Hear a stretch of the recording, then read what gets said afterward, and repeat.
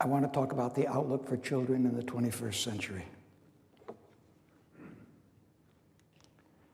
I am trying to comply with fair use laws.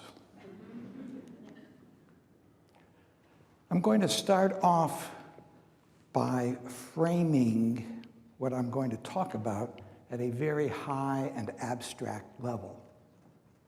So the first few slides are going to be in the stratospheric view, and then we'll work our way down to the nitty-gritty. When I think about any complex human problem, I have a little checklist that contains population or demography, economics, the environment, and culture. And population includes not just numbers of people, but how old they are, whether they live in cities or rural areas, whether they're married or not, what's their health. Economics includes production, consumption, distribution. The environment includes the physical, chemical, and biological. And values, culture includes foremost our values, what we want from life, but also includes our languages, our religions, our politics, our institutions, our customs. And I put these into a triangular tetrahedron, these three at the base and one at the apex, to show that all three interact with the fourth. And if you're an economist or a business person, feel free to put economics at the top. The message is the same. If you're a politician, by all means, put culture at the top, or a clergy person, or a lawyer. And if you're an ecologist or an environmentalist, earth scientist, by all means, put the environment at the top. The message is the same, that these interact with one another, and if we try to understand one without the others, we will probably go astray.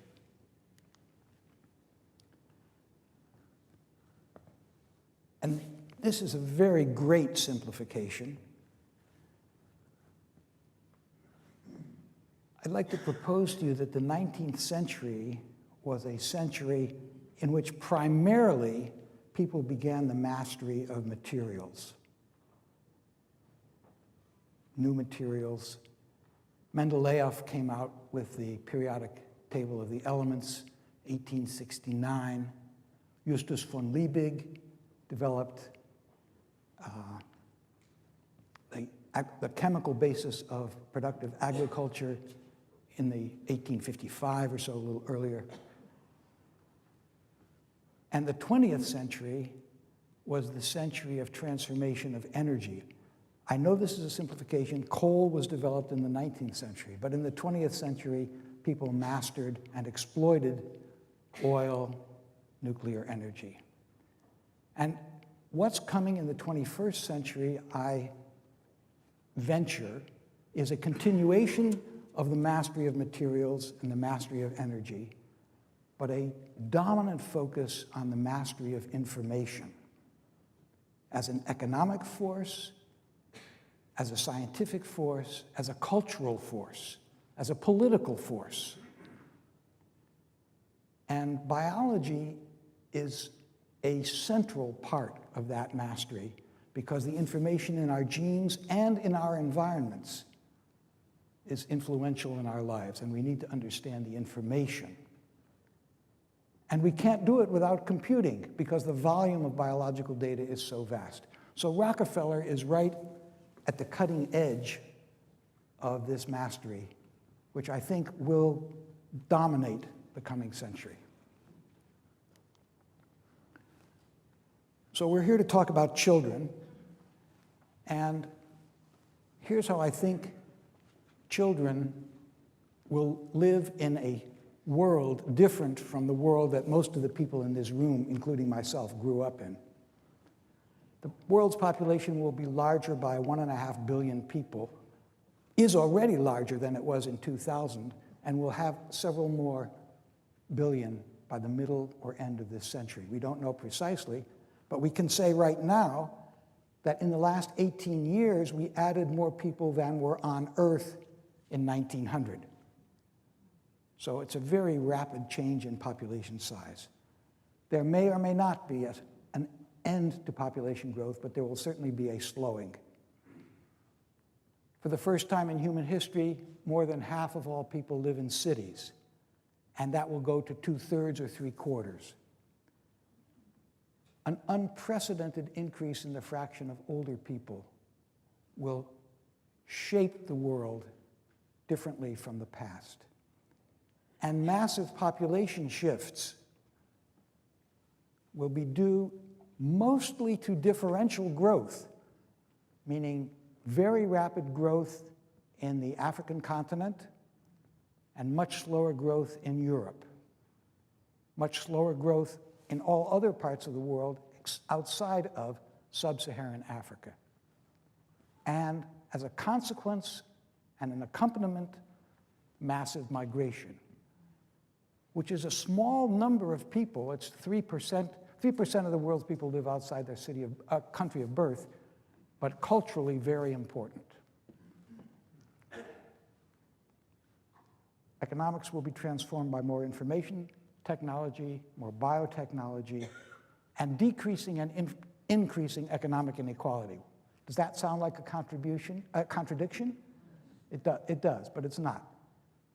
Between countries, inequality is decreasing as China catches up to the rich world and India slowly behind it. Within countries, if your unit of analysis is the individual across the world, inequality is increasing dramatically. So countries catch up, but the distribution of wealth and income separates individuals at the high end from the low end. Culture will change with improved status of women. One hopes. It's been a slow process, but it's progress. And with improved education for all. And finally, you may have heard about climate change. You've heard that mentioned? Well, that's only one of the environmental changes. The other is a transformation in the other species that we share the planet with. Changes in biodiversity will be dramatic and will have consequences for us. So that's the global view, and now let's get down to some nuts and bolts. We're going to talk about basic facts and figures, children's health, education, earnings, what we might do, and I hope to have some questions from you. We live in 3 different worlds on this planet. The rich, the middle, and the poor. UN euphemisms, more developed, less developed, least developed. There are about 1 billion people in the least developed, and we call that the poor world because the average income per person is $1,700 a year. 5.25 billion in the middle income countries with average incomes of $11,000, and 1.25 billion in the rich countries, that's us, with average incomes of $47,000. Where are the children? The fraction of children is highest in the poorest countries. This is children 0 to 4, but it's typical of all youth age groups. Highest in the poorest countries, a smaller fraction, although a much greater number, in the middle income countries, and a smallest fraction and a small number in the rich countries.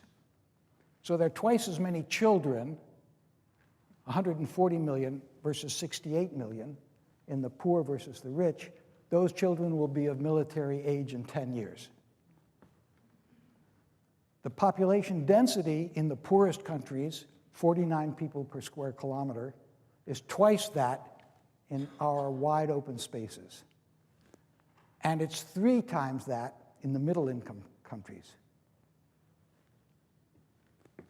This part of the world is crowded.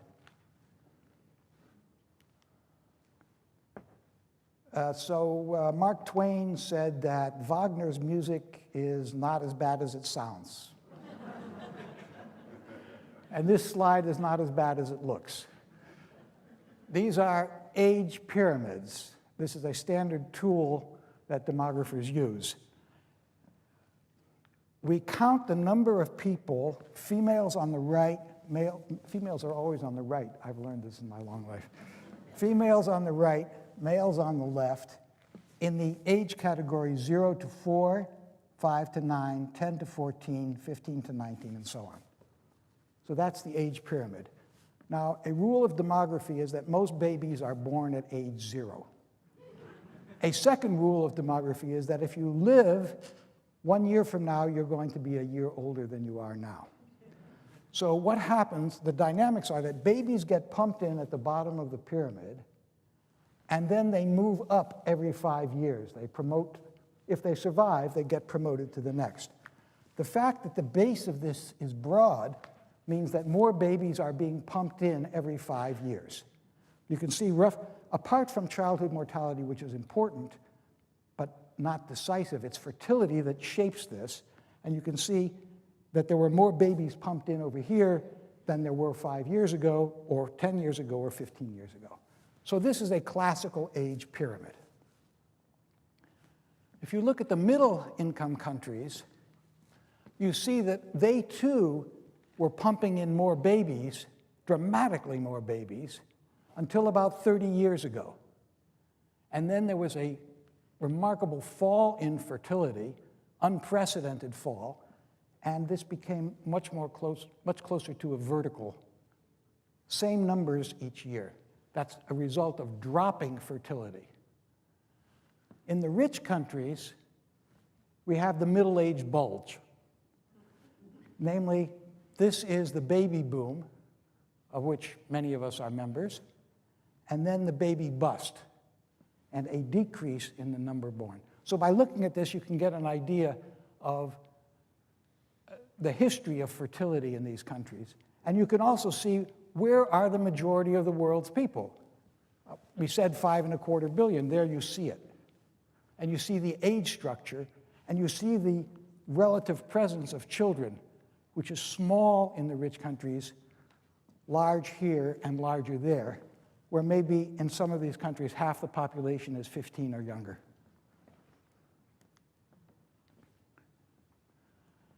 So let's just look at all youth, 0 to 19.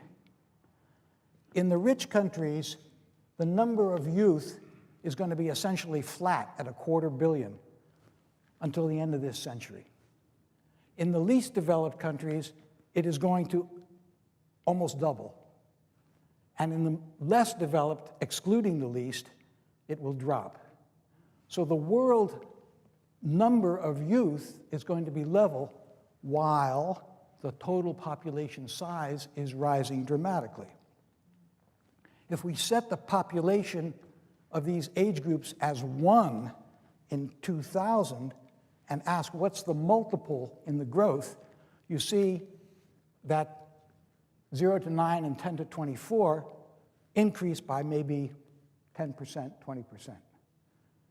Whereas people 60 years and old and older have already increased by 50% since the year 2000 and are going to triple or quadruple. That's a world nobody has experienced before.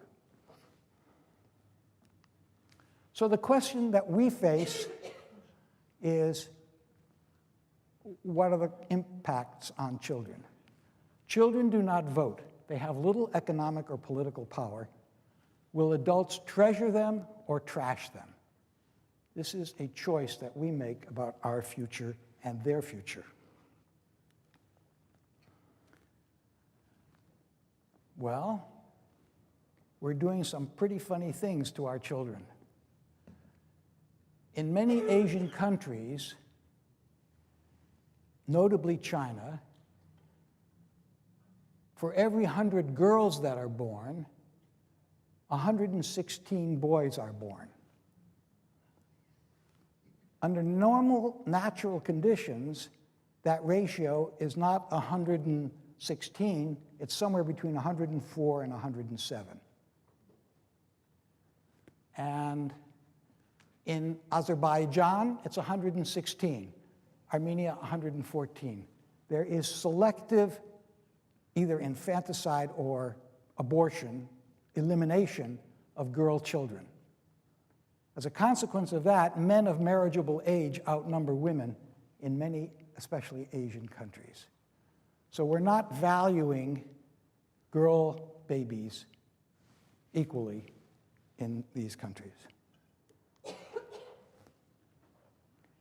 And many, I would say, girl children, teenagers, young women, 15 to 19, are having babies. These babies are born under unfavorable circumstances. The red areas here in the middle of Africa have an adolescent birth rate of 100 or more. That's 100 or more per thousand. What does that mean in real world? It means for every 10 girls, one is having a baby per year. That's pretty high fertility. They are least equipped to take care of the children in terms of resources, and the impact on their education is most adverse. They don't have a chance to finish their education.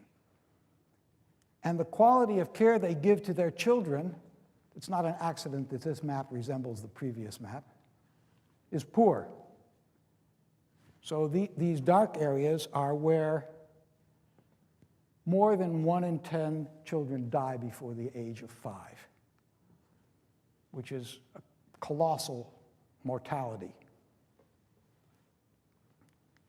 Malnutrition contributes to 45% of deaths among children aged 0 to 4. Malnourished children are more susceptible to infection by a whole variety of parasitic diseases. And the parasitic diseases compete for the children's food with the children. So infection exacerbates malnutrition. This is what we call a vicious circle. One contributes to the other, and the other contributes to the first. This is what malnutrition looks like. This is Yemen.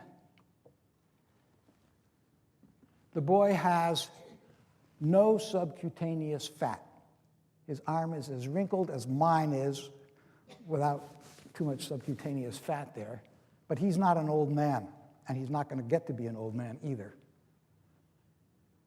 His hair is red. In his ethnic group, his hair should be black. The fact that it's red tells you he has kwashiorkor, which is protein-calorie malnutrition. He does not have the protein to make black hair. And how fast does hair grow? Does anybody know? 1/2 inch a month. So you look at his hair, and you see that he has suffered, because this hair grew 4 or 5 months ago. He has suffered from chronic, severe protein-calorie malnutrition at least 4 or 5 months. He is so hungry that he has to get something in his mouth, and the only thing he can get is his arm. And he does not have the spare energy to brush off that fly. I want to talk about stunting, because that's the worst form of malnutrition. So in a very important study, the World Health Organization measured the height or length, if it was a recumbent baby, and weight of 8,500 children from birth to age 5. Every month, they measured these children for 5 years. In Brazil, Ghana, India, Norway, Oman, and USA, who came from families that were able to assure them proper nutrition, including breastfeeding for a better part of a year or more. And they found that at any given chronological age, there's a bell-shaped curve of height. And so they standardized, of course, the bell-shaped curve moves as the child grows. It gets bigger, the child gets bigger. But they standardized these, and they found that they all fall along a roughly normal distribution. And then they defined stunting. The child is stunted if the height of that child is more than 2 standard deviations below the middle of the bell, the highest point on the bell. So if it's way off to the side. And I'm going to show you what that looks like. So this is the standard distribution of height. This axis is height, but standardized to standard deviation 1 in well-nourished children. And this is 50,000 children in India. And the mean of the Indian children is minus 1.83. This is 0, and they're down here. So the average child, almost the average child in India is stunted by world averages. And this chunk of it is stunted by the WHO definition. It's clear that that's an arbitrary cutoff, and that all of these children from here on, well, everybody that's far to the left of the 0, is too short for age that they would have, too short for the age. Their height is too low for their age. And here's the fact that troubles me. Nearly a quarter of children under age 5 are stunted. The good news is that it used to be 30% in 2005. The bad news is that it's still nearly 1 in 4. And the number of such children is 155 million. That's a lot. And if you have seen this in any newspaper in the last 5 years, I wish you would tell me, because I have seen absolutely no public attention to the fact that a quarter of our children are stunted. Here are 2 girls. One of these in Maldive. One of these girls is 2 years, 2 months old. The other girl is 4 years, 4 months old. This is the WHO chart.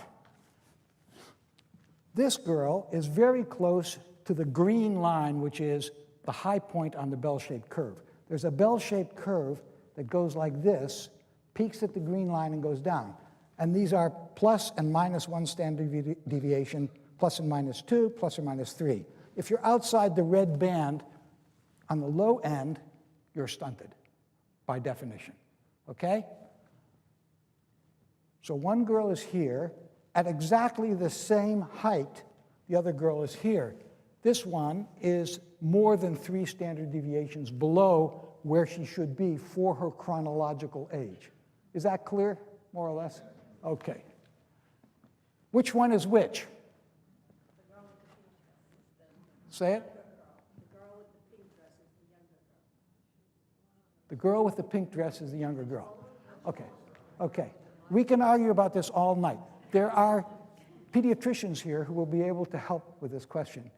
The author of the article, the authors, these 2 people, did not reveal the answer to that question. And I will tell you what I think, but you know, if there are pediatricians here, I'm open to correction. I think this girl is malnourished because look at her hair. It's the wrong color. She didn't have the protein to make black hair. She's got a nicer dress, but she doesn't have the protein. I don't know the answer, so I'm not going to,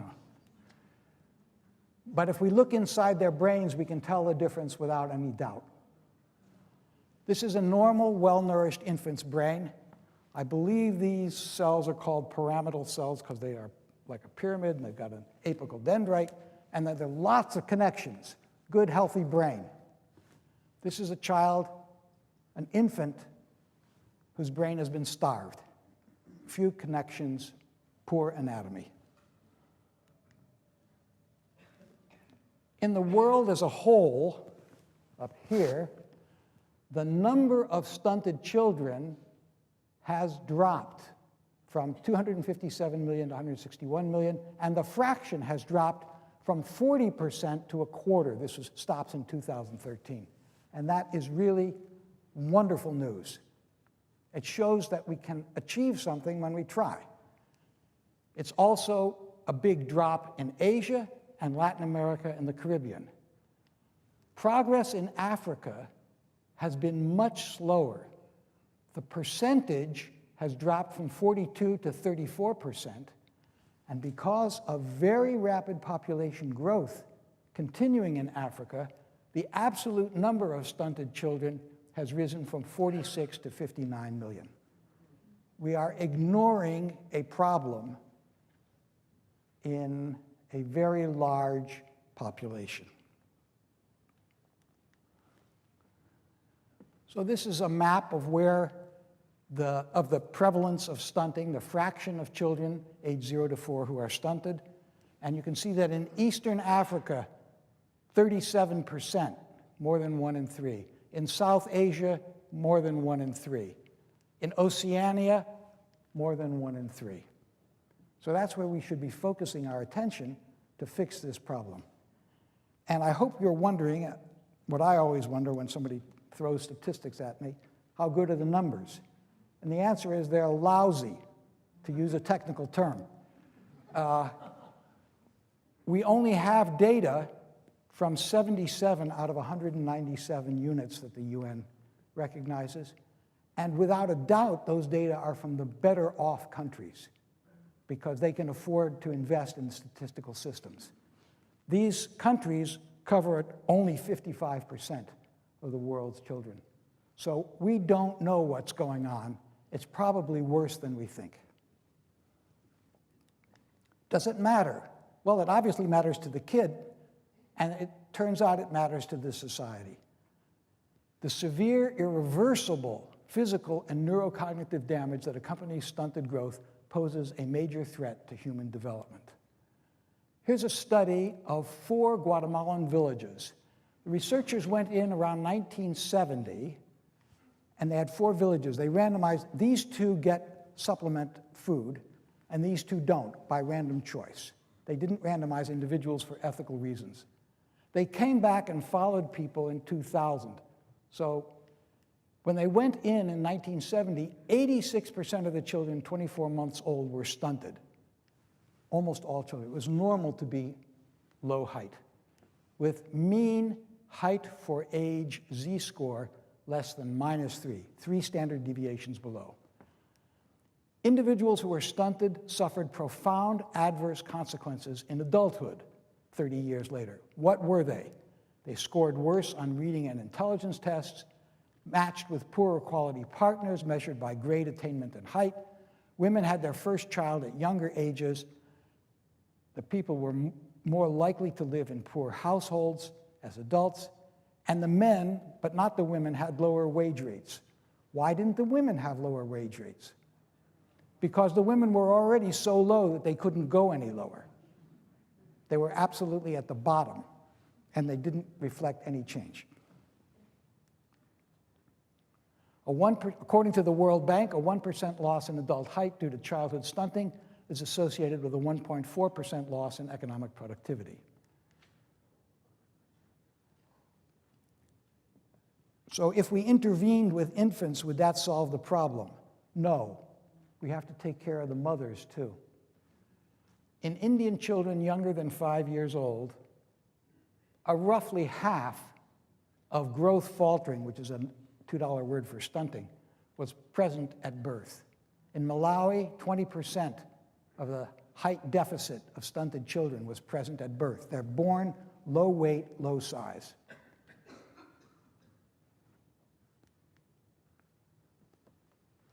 So stunting, starving a child, leads to adverse consequences which in the next generation contribute to the causes that cause stunting in the following generation. But that's the poor world. We don't have that problem here, right? Among US households with children, 1 in 6 were food insecure in 2016. And food insecurity means they couldn't get the quality, variety, or desirability of diet that they wanted. They have to buy cheap food. And very low food security means There were days when they didn't eat. 6.5 million children lived in food-insecure households in which children, along with adults, were food insecure. This survey was conducted by the Economic Research Service of the U.S. Department of Agriculture for 21 years through 2016. These are the most recent data, and it was stopped in 2017.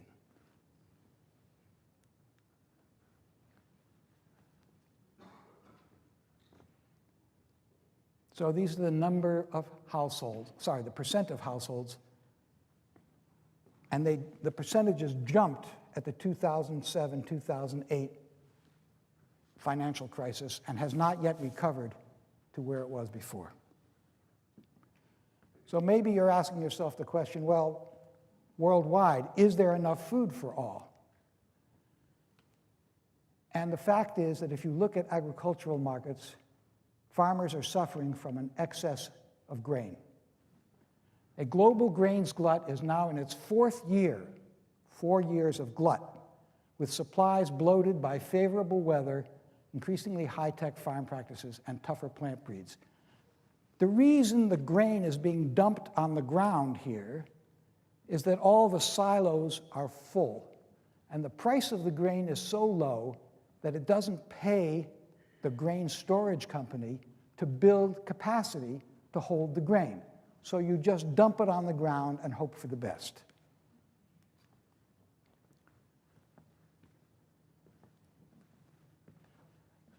The orange line is how much was produced each year. So here it's 2.1 billion metric tons. And it goes up, up, up. The blue line is how much of that grain gets used in that year, and it trails along pretty much below the production. What happens to the excess? Some of it gets wasted, but most of it gets put in storage. So the storage jumps, that's the green bars, and the total amount stored is now 700 million metric tons of grain, sitting in silos or on the ground, unsold. In the last crop year, 2016-17, the world grew 2.61, let's say, billion metric tons of cereal grains. 1 metric ton can feed of grain. Well, you know, each gram, if you look on your cereal box, each gram has 4 kilocalories. And most people need either 2,000 or 2,500, depending on activity and body size. So if you do the arithmetic, a person needs 200 to 250 kilograms of grain to live for a year. That's just energy. Then you need minerals and vitamins and stuff. But just energy, you need a quarter to a fifth of a metric ton. So a metric ton can feed 4 to 5 people for a year. So if you multiply 2.5 or 6 times 4 or 5, you get 10 to 13 billion people. Does anybody know how many people we've got? Yes, 7.5. Maybe it's 7.4, maybe it's 7.6. So how can there be hungry people? Well, we feed 43% of the grain into human mouths, 35% into animals for those who can afford to buy meat, pigs, cattle, goats, chickens, animal feed. 22% we feed to machines, the mandated corn ethanol in my gas tank, the soy ink for the ecological so-called printer, starches. If I starched my shirts, I would use starch. So people come last, 43%. So that's the situation with hunger and food. It has lifelong consequences. And there's a field of public health called developmental origins of health and disease. Another buzzword is life course epidemiology. And the message is quite simple. A poor start to life is associated with an increased risk for a number of disorders, especially non-communicable diseases in later life. Cardiovascular disease, obesity, type 2 diabetes, osteoporosis, chronic obstructive lung disease, some forms of cancer, and some mental illnesses. Low birth weight, which goes with a starved mother, is associated with lower IQ, not only in childhood and young adulthood, but even at age 50. In 1982, a team in Brazil led by Cesar Victora. I read this study, and I have a whole bunch of papers by this guy, and I learned from Kathy that Rockefeller just appointed his son to a faculty position here. So there's a very nice family connection here, which I wasn't aware of when I came across this study. In 1982, they went to a place in Brazil, these are actually Brazilian investigators, where some women breastfed and some women didn't breastfeed. Previous studies had contrasted very different populations, and there were so many other things that were different between them that it was really hard to draw a causal connection between breastfeeding and the outcome. There could have been a lot of other things.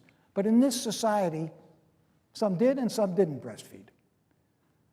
They recorded the start, duration, and intensity of breastfeeding and 10 other factors that could have an influence. For example, the monthly family income, maternal education, whether the mother smoked during pregnancy, mother's age, pre-pregnancy body mass index, type of delivery, gestational age, and birth weight. And when they came back in 2012, when these children were 30 years old, they gave them an IQ test, and the psychologist who gave the test knew nothing about how the children had been fed. So it was a blind test. They measured the grade completed and the income in the previous month. After you control for birth weight and the other 9 confounders, infants who were breastfed at least 12 months had 4 points higher IQ, a year more education, and a higher income by $8,300 than those breastfed 1 month or less. And IQ explained the effect on income. So the IQ you get depends on how you're treated when you're an infant. Okay, let's go on. We've talked about children's health. Let's talk about education briefly. And I admire this saying by a Chinese philosopher and administrator of the 7th century BCE. If your plan is for 1 year, plant rice. If your plan is for 10 years, plant trees. If your plan is for 100 years, educate children. And I think we should be educating children. So this is the good news. In the last 2 centuries, there has been a fantastic spread of primary and secondary education throughout the world. Primary over there, secondary over here, and much delayed with respect to primary. But a lot of the children in school are not learning anything. So in the World Bank World Development Report just came out, in Malawi, given a simple text to read, 90% of the children could not read 1 word. Complicated words like the or cat. And in India, almost 90% could not subtract 38 from 52. So we have a long way to go in improving the quality of education. And which wealth quintile you are in makes a big difference in whether or not you can read. So on the left here we have girls, boys. In the poorest quintile, girls, boys. In the richest quintile, 1/5 of the population. And we ask what fraction can cross the threshold of competence, just minimal competence. And the answer is it depends on how lucky you were in choosing your family.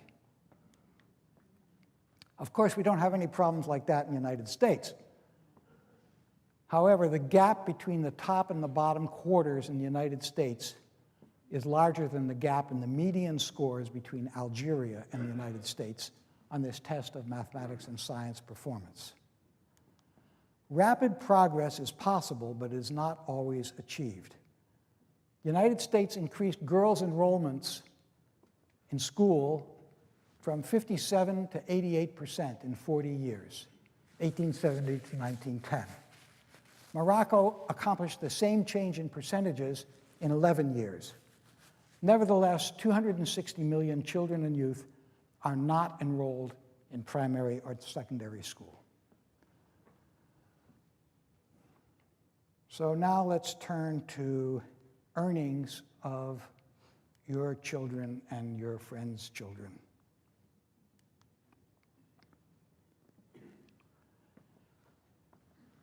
Relative to the hourly wages of high school graduates, which are 100% along here,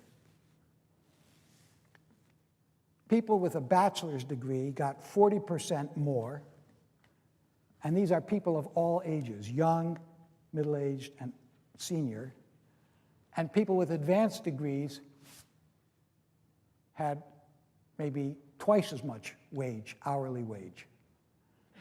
But these are for the whole age distribution. What about the young college graduates?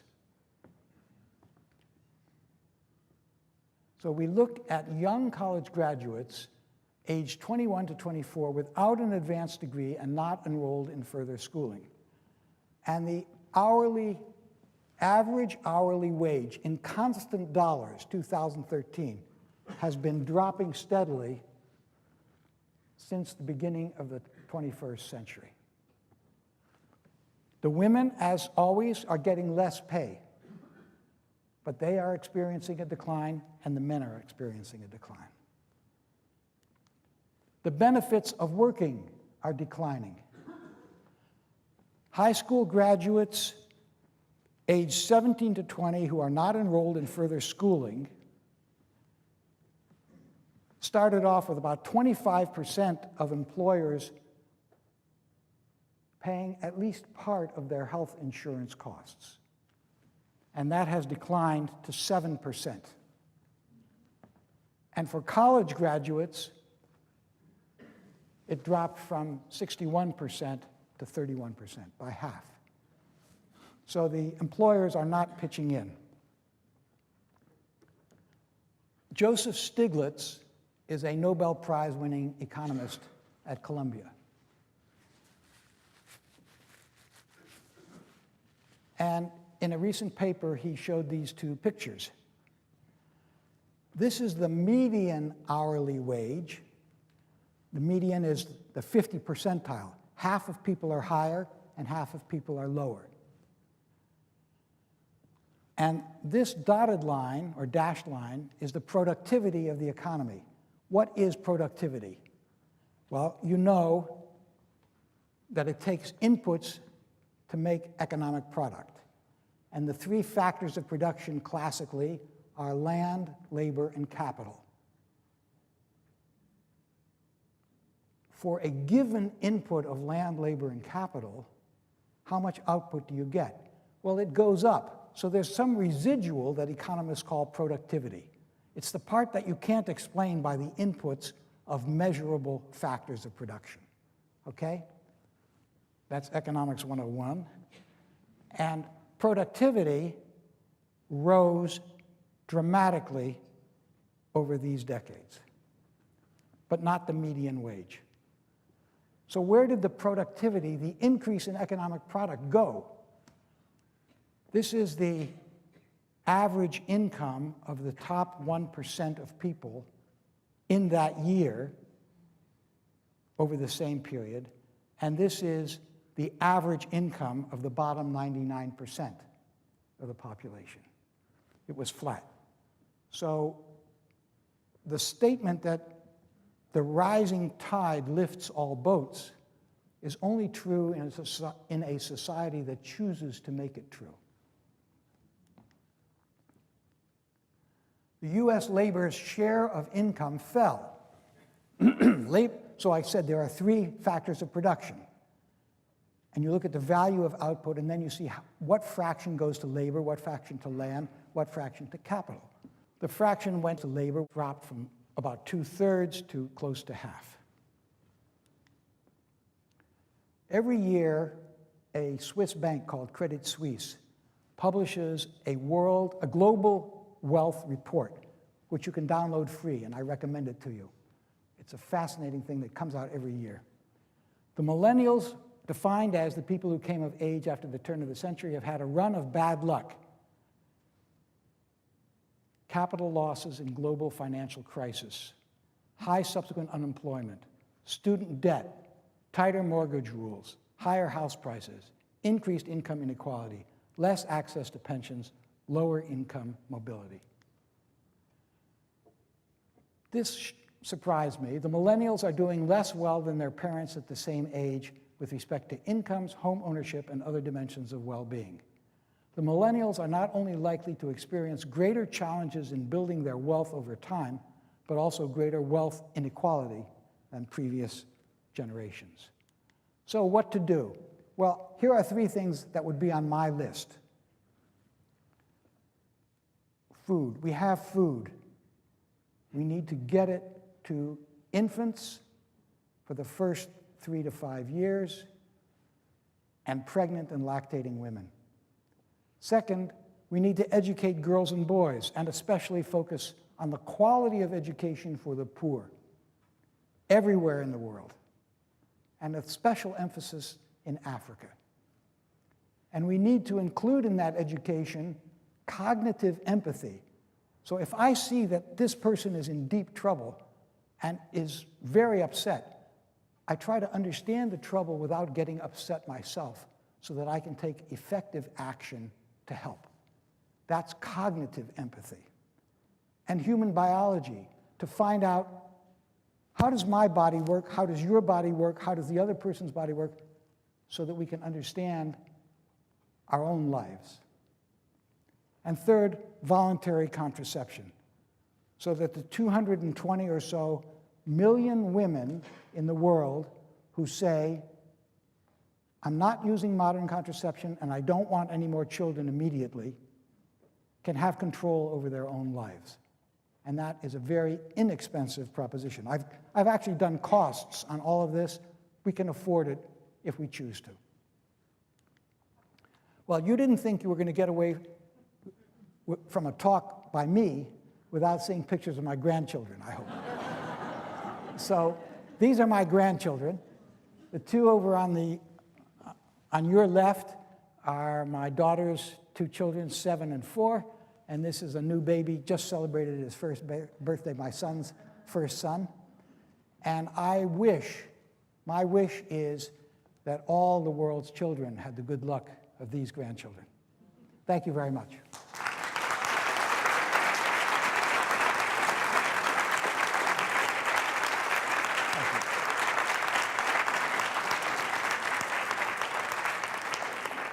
Thank you very much for your patient attention. Some very good-looking young people have microphones. And when you want to say something, put your hand up and wait till you get a mic in your hand so that everybody gets to hear what you have to say. Okay, we'll start with this gentleman. Yes, please go ahead. I'll try to select people, but please. Thank you very much. It was a fascinating talk. Thank you. I feel like there was a real emphasis there on facts and information and less of a value judgment or conclusion, except at the end. I got to know, like, more people in the world, is that a good thing? Seems like the world's poor don't wish they were dead, so... Seems like the world's poor what? Don't wish they were dead. Yeah. So is it a good thing that we have so many more people? If so, why? If not, why not? Oh, that's a simple question. Obviously, any person's answer to that depends on values. My answer to that depends on what kind of a life can people have. If they can have a good life, a well-fed, nourished life, a life in which they feel a connection with the past, the richness of human culture, and a connection with the future, a life in which they are not powerless, a life of decent health, then more people is good. And if they have a life of suffering and terror, which too many people have, then we should give people the means to get out of that situation. Right now, the children don't make the choice about being born. And there's a wonderful poem of A.E. Housman, which I recommend to you, about his feelings about being born. But the mothers and the fathers jointly make that decision, and we have not empowered them to make enlightened, self-interested decisions. So that's where I think we should focus some attention. That was my third point. Very difficult question. Sorry for, that's an attempt. Yes, ma'am. Could you give this young lady the microphone there, please? There are now an unprecedented number of refugee children all Yes. over the world Yes. who are experiencing horrific conditions which will affect not only their present health, but presumably, in terms of epigenetics, future generations. Yes. Could you perhaps talk about the implications of that? Well, just before I came over here, I was listening to NPR. There are all these Rohingya children who crossed from Burma fleeing for their lives. They are in camps in Bangladesh. They're getting no education, and Bangladesh doesn't want to give them citizenship or any rights, and they're just basically packed in warehouses. And there are a lot of other, there are a lot of other children in other parts of the world. The UN is trying to get countries to agree to 2 global compacts. One compact on regular, safe, and orderly migration, and one on refugees. So they try to separate these 2 issues. Whether that is going to lead to a substantive improvement in the life of these children, I don't know. There are organizations that try to do a lot for these children, but the impacts, I think, will be certainly major on their lives and likely to be substantial in the following generations. So just the overall picture is 3% of the world's population, which is about 250 million people, live outside of the country where they were born. 65 million are refugees, displaced persons, either internally or across an international boundary. So this is not a small problem. Even if half of those people are children, let's say we're talking about 30 million children. But I want to keep that in perspective. I am talking about 155 million children who are chronically, year after year, stunted, okay? We've got to deal with the acute crisis of the refugee children, no doubt about it. We've got a much bigger problem to cope with here in just not getting food into the bellies of children. I don't minimize that, but the scale is different.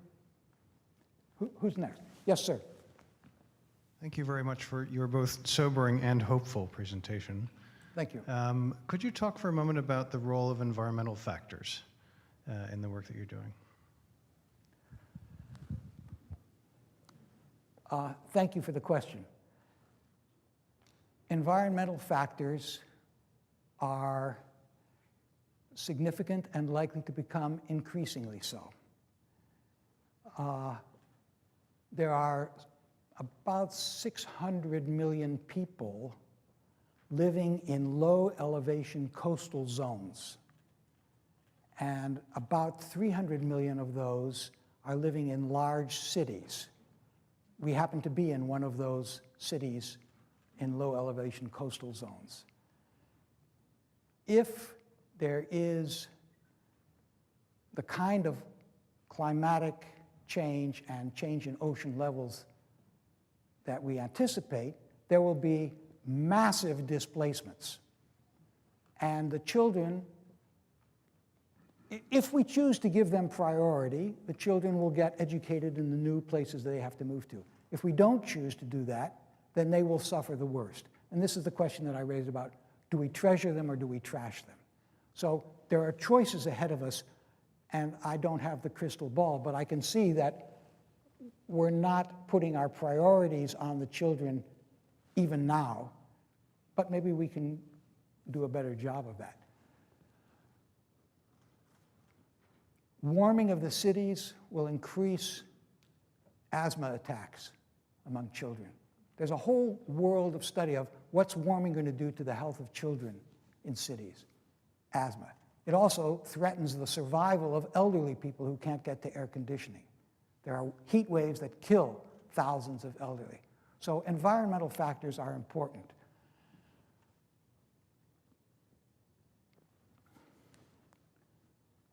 Yeah, I could go on for a long time, but I'll just... Good question, and it's something that needs attention. How about over on this side? Yes, ma'am, in the back, please. Thank you for your talk. It seems like we're all fascinated and motivated to try and find a solution. Do you have any information about whether programs and agencies like the World Food Program are being funded, or any idea on trends with that kind of aid in general? Is it, clearly the attention needs to be there, but is there any directed focus in that kind of aid, to your knowledge? The funding is inadequate for the World Food Program. They ask for more money than they get by, a factor of 2 or 3. So we're not. Let me summarize. Children are such a terrible investment. Why would anybody put money into a mewling, puking baby when you get no return in the first quarter, second quarter, third quarter, fourth quarter? You have to wait 15 years before you can put the kid to work, and you don't really start getting things, and you have to pay for their education. It's a losing proposition, okay? If you think about children that way. It's a crummy investment. You have to think long term. As the Chinese philosopher said, let's look 100 years ahead. And we have lost that long term. We made a Marshall Plan after World War II. That was a long-term investment. Cost 2% of the US GDP for 5 years. Wow, did we get returns? But it was upfront investment, long-term returns. Children are like that. You got to invest in them and hope for the best. And most of the time, if you invest wisely, you get a good return. So we're not investing. We're taking a very short-term, me first point of view. And that's our problem. Okay, last question, sir. Make it easy, will you?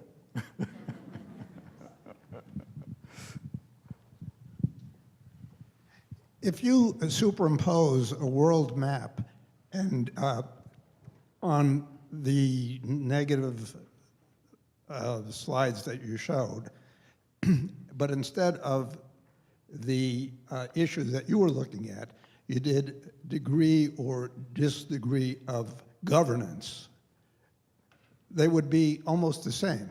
Yes. Would you comment on that? Yes. I started off with a slide that showed population, economics, environment, and culture. They all are a package. And you have pointed to the importance of governance and the rule of law and competence in governance. That's a very big part of people's health and well-being. We know it in this country, and it's true everywhere around the world. So that's a central focus. We need governance because we're not just atoms of individuals.